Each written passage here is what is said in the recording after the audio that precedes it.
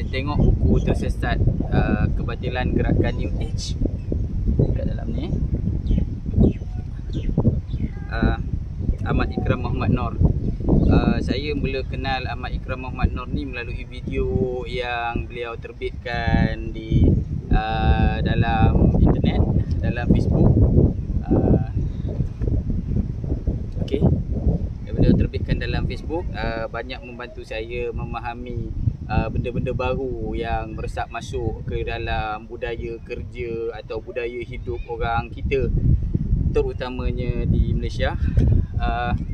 Jadi buku ni diterbitkan oleh NHA Publication 2021 untuk terbitan pertama, cetakan pertama 2021.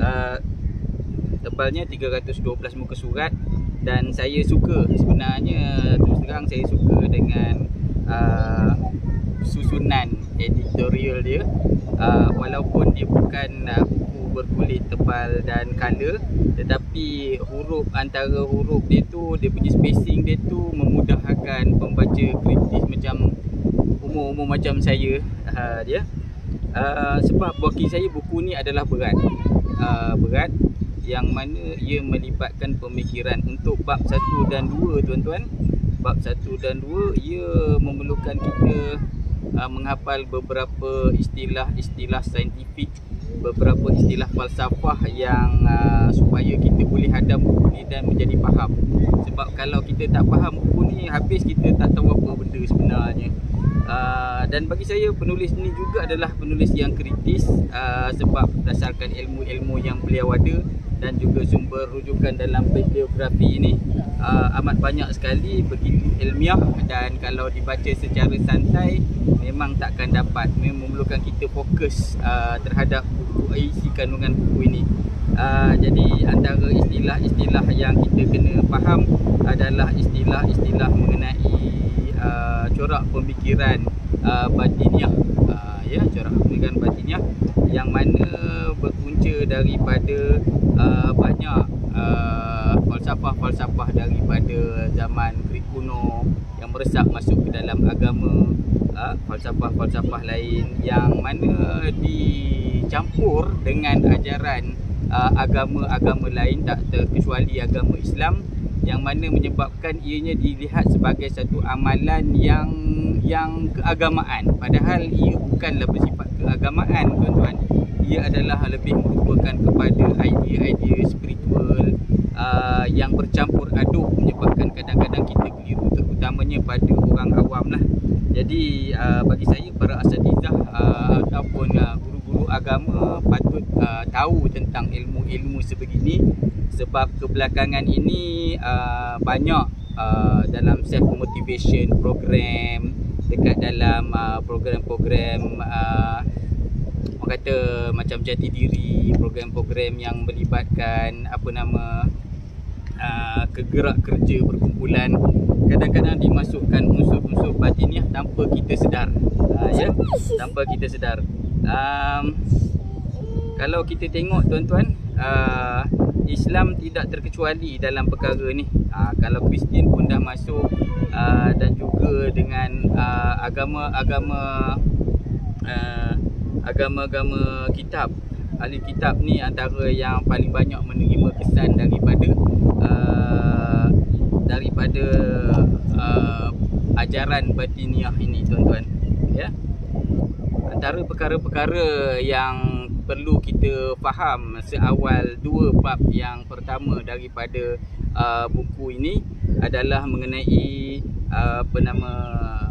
perkataan-perkataan yang digunakan, antaranya pantheism, monisme, dan setiap perkataan itu akan membentuk kefahaman kita dalam sepanjang kita baca buku ni. Okey, kalau kita lihat ajaran kebatinan ini, dia berbeza dengan ajaran agama wahyu. Agama wahyu ni kalau kita sebut ajaran asal kepada kitab ajaran Nabi Musa, ajaran Nabi Isa, ajaran Nabi Muhammad, yang mana kalau ketiga-tiga ajaran tersebut dia banyak melibatkan kepada perkara-perkara asas dalam kehidupan dan perkara roh yang terhad. Sebab Allah Ta'ala sendiri sebut yas'alunaka 'anir ruh, bila ditanya tentang roh, roh itu adalah urusan Tuhan, dan Allah Ta'ala tidak bagi kepada manusia itu melainkan sedikit sahaja. Berbanding dengan ajaran selain daripada 3 ajaran tersebut, dia banyak menceritakan tentang roh, banyak menceritakan tentang kebatinan, banyak menceritakan tentang dari mana roh itu turun dan bagaimana. Dan kadang-kadang dalam keadaan yang kurang awas, kita terjebak juga dengan dalam cerita pasal semangat, cerita pasal roh ini, yang mana kalau tidak disandarkan kepada Al-Quran dan hadis Nabi, kita mungkin terjebak dalam ajaran New Age ini. Disebut New Age, sebenarnya dia ada Old Age pun ada, dan kemudian dia jadi New Age sebab diistilahkan dengan perkataan-perkataan moden dan dibangunkan oleh orang Barat. Yang mana orang Barat pun diambil daripada Old Age, Old Age, yang mana diambil daripada ajaran-ajaran lama yang dahulu, contohnya seperti ajaran Hindu, ajaran pagan yang telah dimasukkan dekat dalam ajaran agama moden yang ada sekarang. Lebih sulit lagi, ia digunakan pula oleh orang-orang kita dalam tak menggunakan perkataan itu, tapi dikelirukan dengan amalan-amalan roh, meditasi, yoga, apa semua tu. Dan perkara ini pernah disebut dalam fatwa oleh pihak Majlis Fatwa Negeri Selangor, ya. Kalau kita baca awal lagi, kita tengok penulis menyatakan Jabatan Mufti Wilayah Persekutuan pernah mengharamkan program ESQ 165 pada tahun 2010 dan modul seminar metamorfosis pada tahun 2019, kerana di sebalik program-program ini adanya unsur akidah yang menyeleweng dari pegangan fahaman ahli sunnah wal jamaah, ya. Dan begitu juga kalau kita lihat dalam isu lain adalah mengenai bagaimana ajaran batiniah ini menyerap dalam kehidupan, dalam gerak kerja, bukan saja orang Islam tapi orang Barat juga, ya. Dan akhirnya kalau kita baca ni sampai habis, kita melihat ini adalah merupakan salah satu ancaman bagi orang yang beragama, iaitu akhirnya akan dijadikan semua agama itu sama atau disebut sebagai pluralism, pluralism, ya. Jadi semua agama adalah sama. Jadi bagi orang Islam itu adalah sangat-sangat tidak sesuai, dan juga untuk kita capai ilmu yang mana kita kena hati-hati, kena bacalah buku. Bukan terhad setakat buku ini saja, tetapi dengan ceramah-ceramah agama daripada guru yang mursyid, kena banyak membaca tentang ideologi baru. InsyaAllah kita akan diberi petunjuk oleh Allah Ta'ala supaya kita tidak tersesat, ya. Banyak sekali kalau kita tengok tonton yang kadang-kadang kita pun tak sangka bahawa ia adalah merupakan ajaran batiniah. Dulu dipanggil batiniah, sekarang dipanggil New Age ataupun self motivation, dipanggil rohnya, dipanggil apa roh supaya turun dalam badan dia dan dia boleh bercakap melalui roh lain. Itu semua adalah merupakan ajaran New Age, ya tuan-tuan. Banyak lagi yang boleh kita bongkarkan daripada dalam buku ni, dan penulis pun telah mengeluarkan satu lagi buku mengenai ajaran-ajaran baru di Malaysia, ajaran agama baru di Malaysia, yang mana bagi saya worth it lah kalau kita miliki buku macam ni. Saya baca kelas dia, jika dulu mereka bertemakan ilmu, hakikat dan makrifat untuk menyebarkan fahaman kebatinan ke dalam dunia Islam, kini akidah kebatinan ini mula disebarkan melalui seminar motivasi, self-help dan business guru. Sedangkan intinya adalah sama, cuma bezanya hanya jenama luaran sahaja.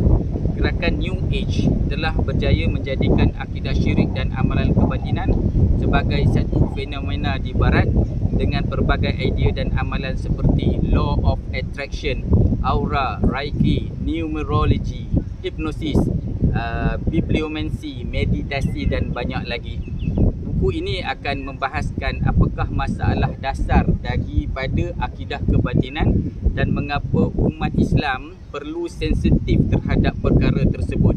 Dapatkan buku ini tuan-tuan, worth it dengan harganya, dengan isi kandungan dia, yang mana kita boleh hindari diri kita, ahli keluarga kita dan juga sanak saudara kita daripada tersesat atas nama motivasi, atas nama self help dan atas nama macam-macam nama lagi akan keluar selepas ini. Terima kasih. Okey, saya ni kita berada di pantai Tanjung Emas. Bukan pantai, Tanjung Emas, Muar, yang mana kawasan ni amalah indah sekali. Hari ni adalah hari raya ketiga Raya Cina. Jadi ke mana sekalipun boleh kalau datang nak kena sate pagi-pagi dekat Muar dan juga makanan yang sedap-sedap. Assalamualaikum.